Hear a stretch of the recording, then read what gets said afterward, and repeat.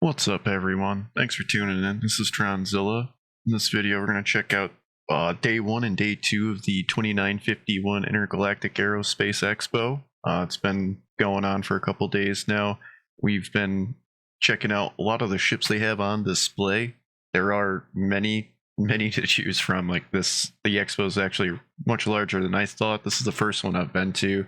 So we've, been flying around ships like the Hawk that they had on display and did a little review of each one just because I haven't had a chance to fly them. They also had just about every flavor of the Hornet available that you can get in game available to rent for free as well.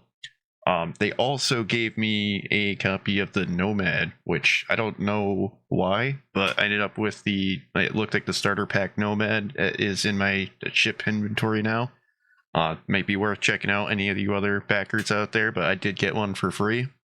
So I took it out and did some flying with it as well. One of my favorite ones that I got to check out, I haven't actually even seen one of these in person or been in one yet, was the Carrig. This was a great ship that I'm glad it was on display. It's like that was like their main display because the first day or 2 days were, I believe, dedicated to Anvil Aerospace. So now this expo does take place in New Babbage. So when you go there, you'll see that there's signs all over the place by the Metro Loop where pointing you towards that. So you can see that sign there, and the show is this way. Each one of those, like once you get there, it's they did a really nice job. So basically, it's the train that would take you to the Commons normally will bring you to the expo to start, and if you just stay on that train, you can continue to the Commons. When you first walk in, yeah, like I said, they did a great job with this. Like the layout's nice, like the color scheme, the whole nine. Like it was a very nice setup. When you walk up, they have like these information panels around it. It was very I don't know how to say it. It's like something like you would expect at like an aerospace convention or something. I don't know. Just very nice. As you walk in, they have these large things on display and a bunch of advertisements all around. Like you can see there's like TVs with running like ship ads on it. I just thought it was very clean, and like the stairways and all the woodworking was well done. They have these panels throughout giving information on different ships, the different manufacturers and so on. They had many ship parts as well on display. You can see that those on the left and right, like they were circling each one of these rooms, and there's several rooms that kind of like catacomb out. So you can walk down these hallways, and there's like a lower level with the ground vehicles and everything. We spent a good deal of time checking out the Carrig in this situation. We did go and look at the Hurricane. I rented one of those as well. I basically rented at one of everything, but I've flown the Hurricane before. The C8X we also got our hands on and things like that. But we spent a great deal of time in there working with those, testing each one of those ships out. Each one, like I said, each one of these has like a couple of hallways that expand out into other ships that you can look at as well. So if you go down Zenith Hall 2 and 3, at least then during the Anvil Aerospace day, this was open. And that is where you can go in, like I said, you could go down, you can see the Comet down here, I believe, or no, it was the Lightning. I believe it was the Saber Lightning is down here. They had the Valkyrie, the Turpin, then all of the Hornets were also down in here as well. So definitely it was a very large setup that they did. I have noticed some performance issues with my PC. I'm guessing that is it's all related, but I've run into a few crashes, but I think it's worth it. This is very well done. I said to myself, I hope, like when I was streaming this, I hope they actually keep this around because it's like a nice setup. I don't know. I doubt it. I bet you it's going to be dedicated for the expos and things like that, but it was a ton of ships out on display.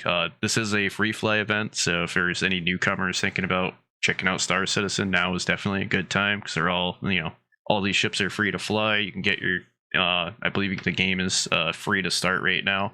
I will leave a link so you get some extra starting cash for anybody that is looking to pledge or enlist here soon. That will get you this extra 5,000 AUEC to start when you start the game, and there might even be an Argo Mole still. I'm not sure. It depends on when you get what time you're seeing this. Now I did spend a great deal of time in the Carrig. Like I said, we blew it all around. Basically tried to see if I could empty the tank, and it took forever. But we were flying it around just to do some shopping and pick stuff up and put it in it. Found that it had a med bay and all this stuff, but I spent a lot of time just getting lost in it, really, because there's so many corridors in that ship. There's 4 levels that the elevators will take you to. So we also spent some time in the fighters. It's actually where I spent probably most of my time, was checking out the various fighters, because that's going to be one of my next ship purchases. One would be a gunship, and 2 is going to be another I don't know if I want to get like a dogfighter or if I want to get just like a heavy fighter like the Vanguard. So I checked out what they had on display. So first one I got in was the Hawks. I have not flown this before. Was not impressed. It was exactly as I thought. It was a very nimble ship, but very squishy. At least in my opinion. It'd be decent for a dogfight, but I'd probably still take the Arrow out before it. I don't know. That's just the way I feel. Maybe it's just because I've flown the Arrow a ton. But that's I also took out the Hurricane. I've flown this ship a lot. Solo, it's not the greatest ship in the world, but it's with a turret gunner added in. It's one of the great. I would say it's one of the best ships at that point. Then of course I took out the Super Hornet. This was my favorite one. This is probably my favorite. Medium fighter all around is gonna be the Super Hornet. Just I don't know, a lot of firepower. Great handling. Very responsive throttle. I don't know, just all around. It's like the ship style for me. It just all around great ship for me. Spent like I said, a great deal of time in it. It handles well, did combat well. Granted, I'm only into like MRTs right now. I have been slacking hard doing bounties, but that is it handled itself fine. I could have done those infinitely even without with the Expo. You can't when you're running a ship, rather, you can't modify it. So I did have ballistics on there still. Typically when I'm doing PvE bounties, I'll equip like all repeaters so I can just keep going and going and going. But it did great. Then did hop into the Nomad just to check it out as well.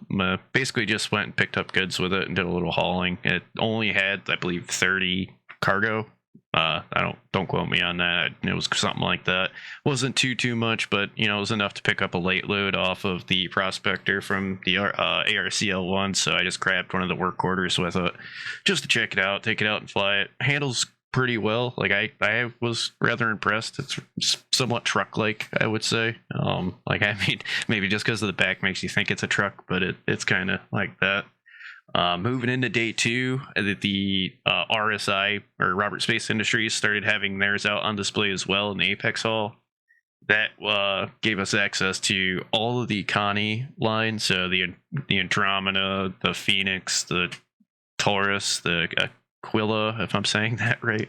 That is all those were out, as well as a couple other ships like the Mantis and some of their the Rovers, I think, and there was a couple others out there. We did jump into a lot of those. I spent a lot of the time in the Phoenix just because I know I'll never buy this ship. So I was like, might as well, get acquainted with it while I can. But it's, reason why I would never buy a ship like that is just because it's geared towards a luxury. I'm guessing it's going to be exploration or maybe transport, but it's really nice on the inside. It's actually nicer on the inside than this on the outside. They have large panoramic windows that they added that would have typically been the cargo bay. But all in all, it's still just another Connie.